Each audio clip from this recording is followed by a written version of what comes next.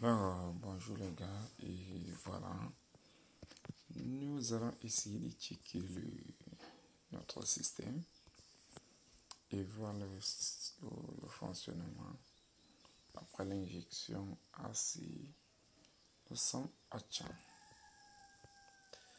Voilà, là nous pouvons constater que la batterie est à 69% et NIO est à 204 volts, la tension est très faible dans le coin.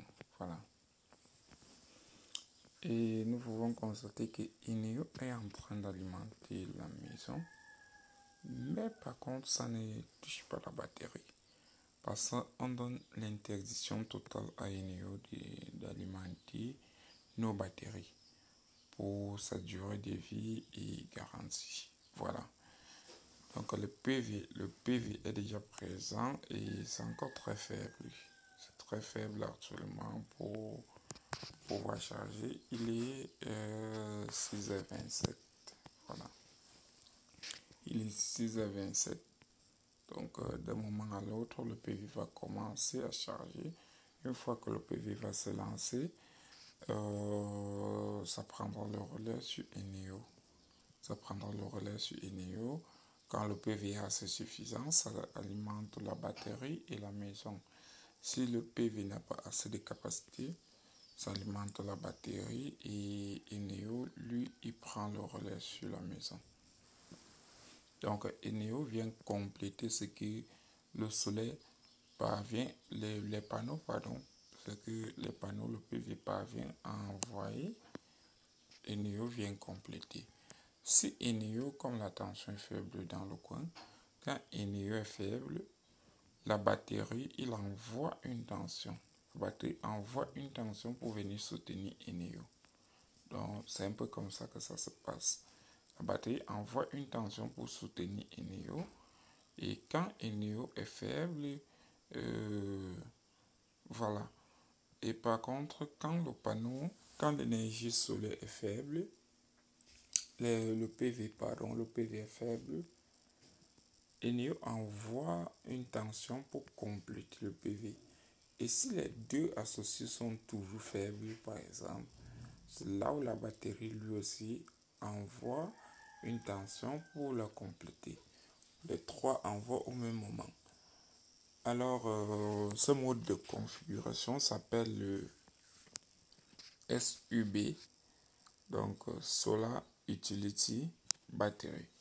Solar, c'est le PV dont j'étais en train de vous parler. Utility, c'est juste Eneo. Et B qui veut dire batterie. Donc, la batterie, on connaît. Là, dans ce système, on a une batterie de 20 kWh. On a 10 panneaux de 550. Alors là, vous voyez, le PV vient de lancer. Donc, toujours sur la vidéo, le PV vient de lancer. Bien qu'il est encore très faible parce que le PV actuellement est à 23 watts.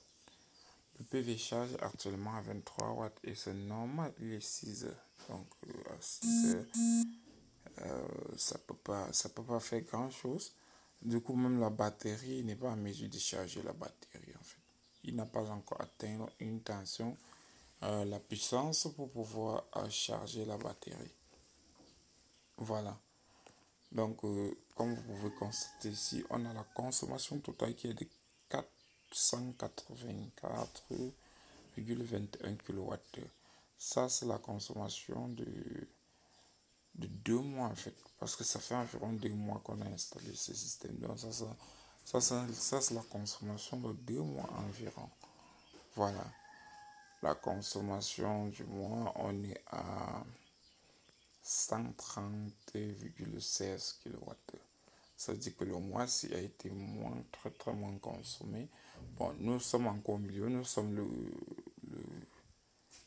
16, le 17, voilà, nous sommes le 17 aujourd'hui.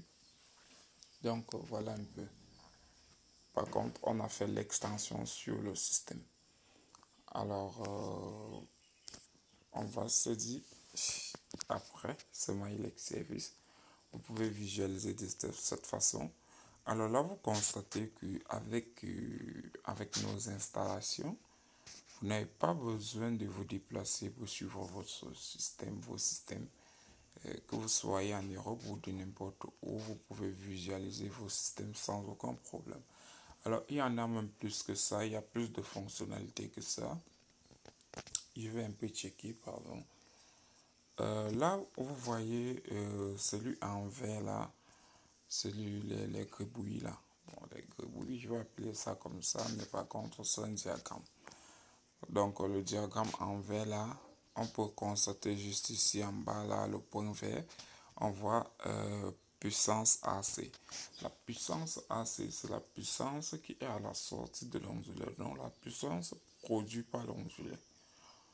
Là, on est à 6 heures, donc on est à 6h27 actuellement, la dernière pic d'énergie. Elle est en train de consommer 400 watts, donc 0,4 kW. Donc la maison est en train de consommer 400 watts actuellement.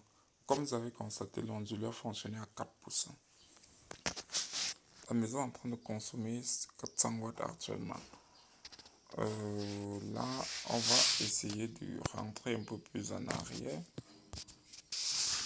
Pardon. Parce que là, nous sommes sur la date d'aujourd'hui, comme on veut constater, le 25/8/17. Voilà. Là, nous rentrons maintenant au 25/8/16. 25/8/16, durant la journée, donc de 7 heures environ jusqu'à 18 heures, on peut constater la variation d'énergie. À 15 heures, l'énergie était à 4 kg. Donc les panneaux, vous pouvez voir sur le point bleu actuellement, donc puissance PV. À 15 heures, les panneaux étaient à 15h06 précisément, de 15h06 jusqu'à quelle heure environ?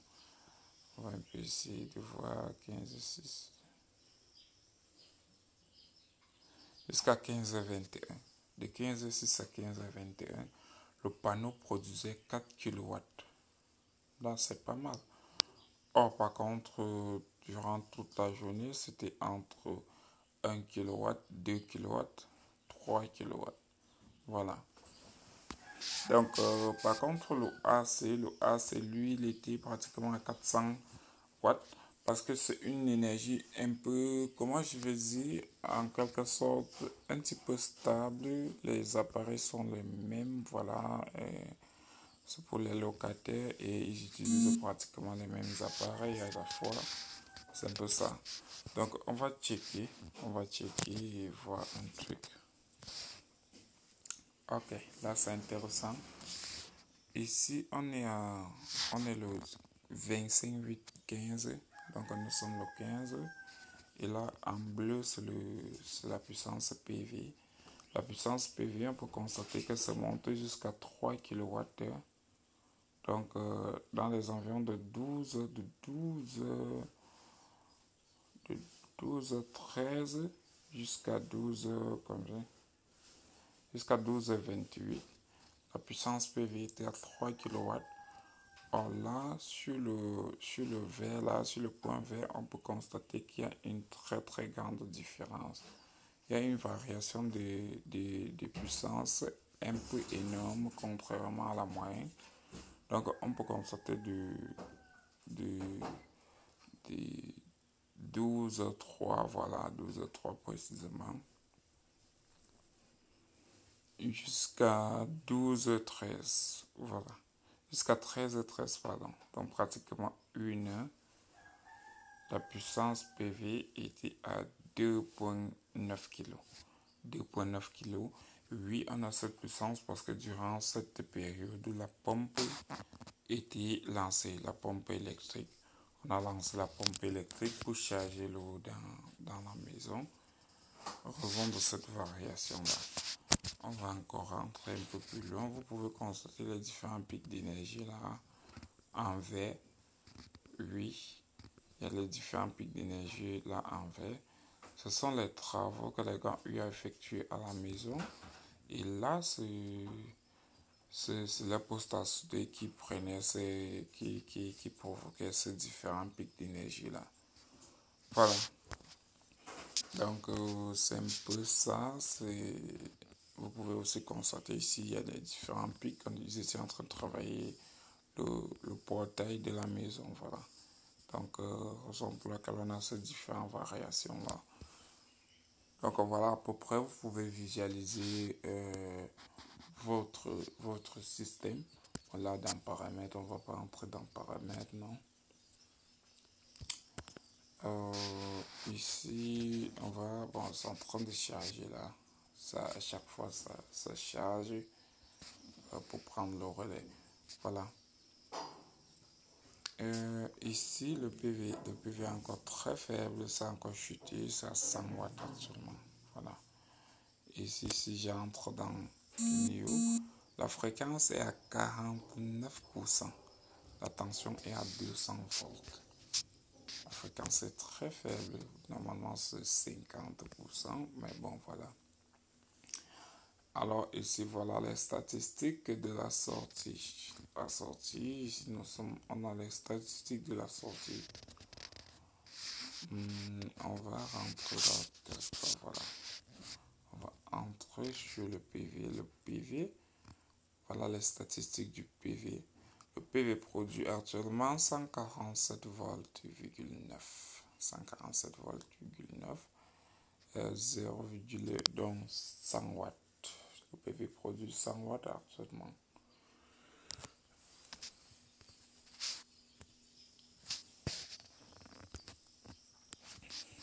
Alors, le module l'ondule lui-même en question, il est à 30,2 degrés. Voilà. Donc, normal, vous pouvez constater, on entre sur la batterie. La batterie, voilà la batterie actuellement. La batterie a 53,2 volts et elle est chargée à 69%. Donc, elle est encore presque pleine. Elle est chargée, elle a 31% de décharge. Voilà, moins 31% de décharge. Elle est à 4 degrés actuellement. Voilà. Donc, voilà à peu près le système. Les caractéristiques du système environ, voilà. Bon, je pense qu'on a fait le tour. On a fait le tour et là, je vous invite à travailler avec nous afin de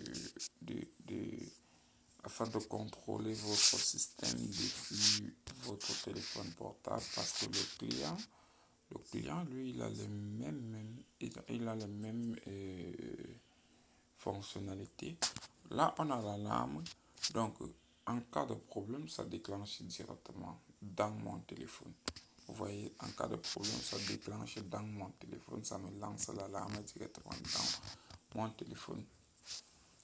Et ça permet là, vous voyez, pas d'alarme.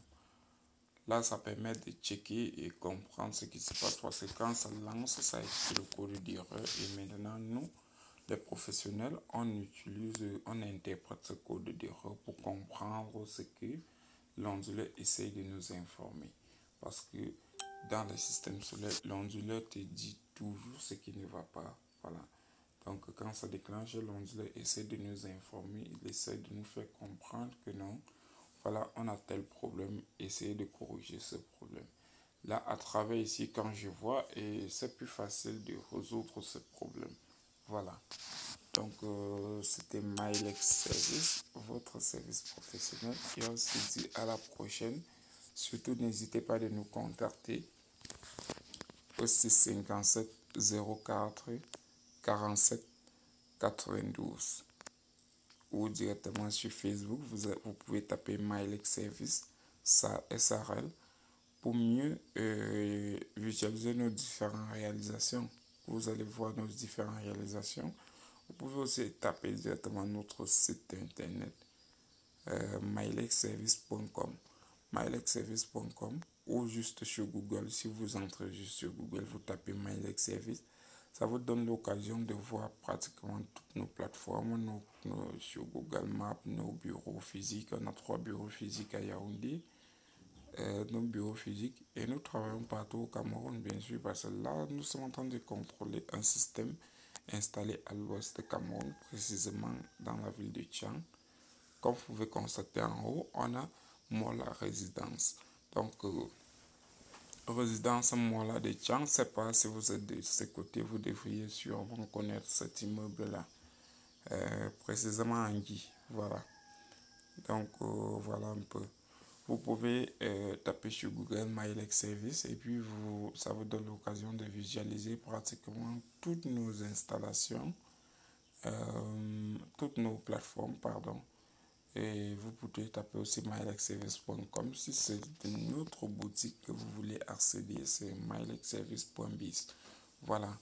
Google Maps et tout autre, nous sommes présents. Et d'autres plateformes, bien sûr, nous sommes présents.